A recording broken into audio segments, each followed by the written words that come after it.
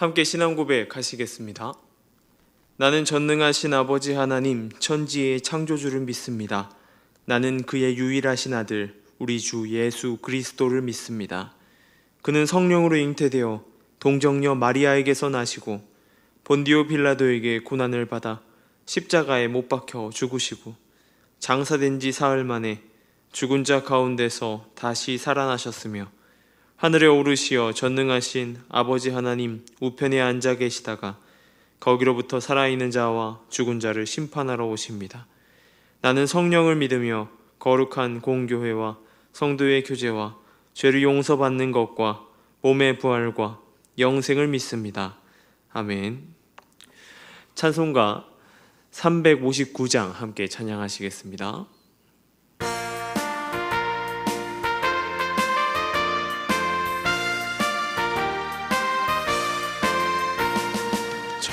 천성을 향해 가는 성도들아 앞길의 장애를 두려 말아라. 성령이 너를 인도하시리니 왜 지체를 하고 있느냐. 앞으로 천성을 향해 나가세. 천성문만 바라고 나가세. 모든 천사 너희를 영접하러 문 앞에 기다려 서 있네. 너 가는 길을 누가 비웃거든 확실한 증거를 보여주어라.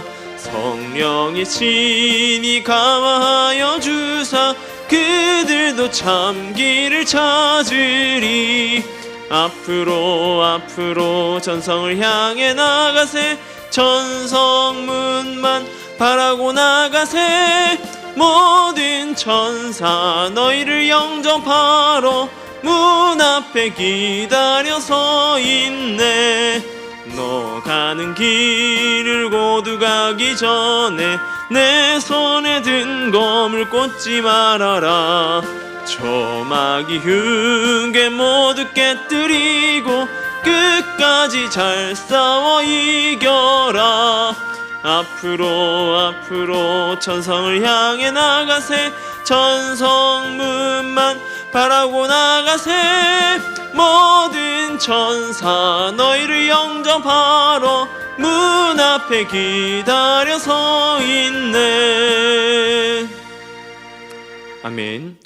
오늘 함께 올 말씀은 에스라 6장 19절에서 22절까지의 말씀입니다. 에스라 6장 19절에서 22절까지의 말씀을 제가 봉독해 드리겠습니다.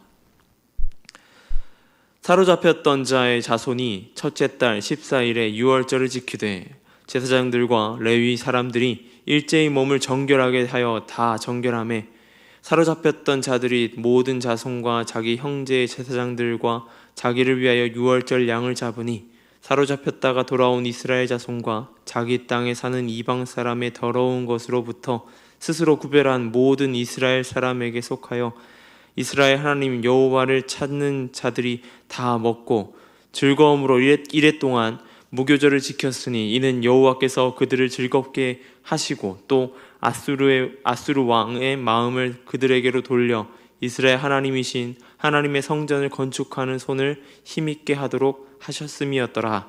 아멘. 끝은 또 다른 시작이라고 말합니다. 인생이라는 것을 돌아보면서 완전한 끝이 없다라는 것을 알게 됩니다. 그 끝이라는 곳에서 또 다른 시작이 이어지기 때문입니다. 학교를 졸업하고 나면 또 다른 학교에 진학하거나 직장을 구해 나아가게 됩니다. 다른 시작이라는 것을 하게 되죠. 인생이라는 것, 우리의 인생은 그런 것의 연속, 끝과 시작이란 연속이라고 할 수 있습니다. 끝이라는 것이 온다면 다르게 이야기하면 좋은 시작을 하는 것이 중요하다라고 할 수 있다라고 하는 것이죠. 그리스도인들도 그러합니다. 다만 완전한 끝은 있습니다. 우리가 하나님 앞에 서는 순간, 우리가 여호와 하나님 앞에 나아가는 그때, 나그네의 삶을 끝내고 주님께로 돌아가는 그때 우리는 완전한 끝을 보게 됩니다. 그러나 그 순간이 오기까지 완전한 끝은 없습니다. 계속된 시작의 연속이라고 할 수 있죠. 오늘 본문은 포로로 잡혀갔던 이스라엘 자손들이 돌아와 성전 건축을 마친 후의 모습을 말해주고 있습니다. 이스라엘 백성들은 북이스라엘의 멸망, 남유다의 멸망 속에서 아수르와 바벨론의 포로로 끌려가게 됩니다. 그리고 하나님의 은혜로 다시 돌아오게 되죠. 바사왕들의 도움으로 성전 재건을 완성이라는 주제로 에스라 1장부터 6장까지의 이야기가 쓰여졌습니다. 1장에서 고레스의 지시로 성전 재건을 시작하고 6장에서 바사 다리오의 마음을 변화시켜 성전 재건을 완성합니다. 그야말로 은혜라고 할 수 있다라고 하는 것이죠. 바사 제국의 외교 정책의 결과다라는 인간적인 해석을 해올 수도 있지만 오늘 성경은 모든 것이 하나님의 역사, 하나님의 은혜임을 강조합니다. 성전 재건이 완료되었습니다. 그 모습이 이전 솔로몬의 성전과는 비교할 수 없는 초라한 모습이라고 할 수 있습니다. 큰 이용을 자랑하는 것도 아닙니다. 화려함도 없고 그야말로 초라하기 짝이 없습니다. 그러나 그 성전을 봉헌하는 봉헌식에는 즐거움이 가득하였습니다. 실질적인 성전 규모나 모든 상황, 즉 정복자 자신들을 포로로 끌고 간 나라의 허가와 재정 지원으로 이루어진 점을 볼 때에 큰 즐거움은 없어야 될 것입니다. 그러나 하나님이 함께 하시고 다시 회복되었다는 것이 이스라엘에게는 큰 의미를 가집니다. 모든 것이 그야말로 하나님의 은혜라고 하는 것이죠. 처참했던 과거는 이제 없고 새로운 순간이 그들에게 찾아온 것입니다. 그 모든 과정에 마무리되어는 오늘 본문은 이스라엘에서 가장 큰 절기인 유월절에 대한 성전 건축의 이야기를 마치고 있습니다. 그것을 통하여 진짜 새로운 시작이 어떠해야 하는지 잘 말해주고 있습니다. 이스라엘의 과거 애굽에서의 마지막 장자의 죽음에 있는 10번째 재앙으로 마무리되었습니다. 그 마무리 속에서 이스라엘이 유일하게 애굽 땅에서 첫째 자녀가 죽지 않은 것은 어린 양의 피, 그 안에서의 평온함 그리고 안전함이 허락되었던 것입니다. 그 순간이 바로 유월절이었습니다. 그 유월절에 이스라엘은 모든 것을 하나님께 집중하는 날입니다. 포로로 잡혀갔던 자의 자손들이 절기가 되어서 유월절을 지킵니다. 이전에 과거가 끝나는 순간이라는 것이죠. 이제 광야의 생활이 펼쳐지게 됩니다. 그 순간을 기억하는 것입니다. 그 새로운 시작, 이스라엘의 백성들은 무교절, 무교병만 먹고 있는 그 일주일간의 삶을 살면서도 즐거움이 가득하고 기쁨이 넘쳤습니다. 하나님이 주시는 즐거움이었죠. 성전을 지었다고 하여서 끝나는 것도 아니었습니다. 그들은 그런 상황 가운데서도 즐거워하였습니다. 성전은 다 지어졌지만 그들의 성벽은 아직도 무너진 채로 있습니다. 온전한 회복이 일어난 것도 아닙니다. 그럼에도 그들은 하나님이 주시는 즐거움 가운데 그곳에서 가득함 가운데 유월절을 지내고 또한 유월절 가운데 보내고 있는 것입니다. 우리는 그런 삶을 살아갑니다. 일주일의 삶을 한번 생각해 보시기 바랍니다. 멀리 가지 않고 오늘 하루의 삶도 그러할 것입니다. 오늘 이 기도회가 마치고 나아가면 우리는 하루의 삶을 살아가고 시작하게 됩니다.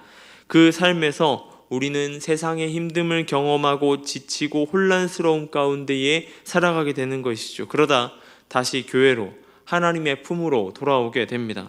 우리가 진정으로 경험해야 되는 삶은 그런 삶입니다. 일주일의 하루의 삶을 살아가면서 하나님 안에서 리셋을 경험하는 삶이 되어야 한다는 것이죠. 새롭게 되는 것입니다. 이전 것은 지나가고 예수 그리스도 안에서 새로움을 경험해야 된다는 것이죠. 그리고 새롭게 세상 속에 다시 한 번 더 나아가는 발걸음이 되어야 된다는 것입니다. 그 안에서 우리는 진정한 기쁨과 즐거움을 경험하게 될 것입니다.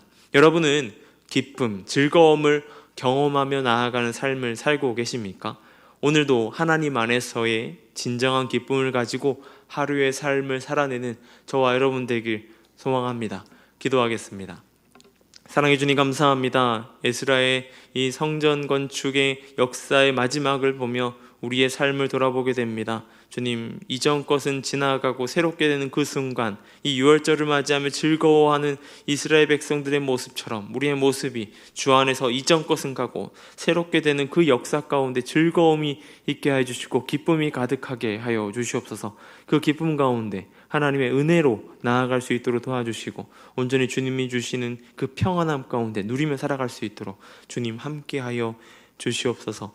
이 시간 가운데 미얀마 땅을 위해 기도하며 나아갑니다. 그 땅 가운데 함께하여 주시고 선교사님들의 안전과 건강을 지켜주시옵소서. 나아가는 발걸음 가운데에 주님께서 도우심으로 붙들어 주심으로 나아가게 하여 주시옵소서. 또 이 논중앙교회를 위해서 기도하며 나아갑니다. 이 교회가 주님 안에 든든히 서는 교회가 되게 해주시고 열매 맺는 교회가 되게 해주시고 말씀이 살아 움직이는 교회가 되게 해주시고 기도가 넘치는 교회, 찬양이 넘쳐나는 교회가 되게 하셔서 온전히 주님이 기뻐하시는 교회 될 수 있도록 주님 함께하여 주시옵소서. 오늘 하루의 삶을 살아갑니다. 이 삶의 자리 가운데에 온전히 주님 한 분만 구하며 나아가게 해 주시옵소서. 감사합니다. 이 모든 것 우리 주 예수님의 이름으로 기도드립니다. 아멘.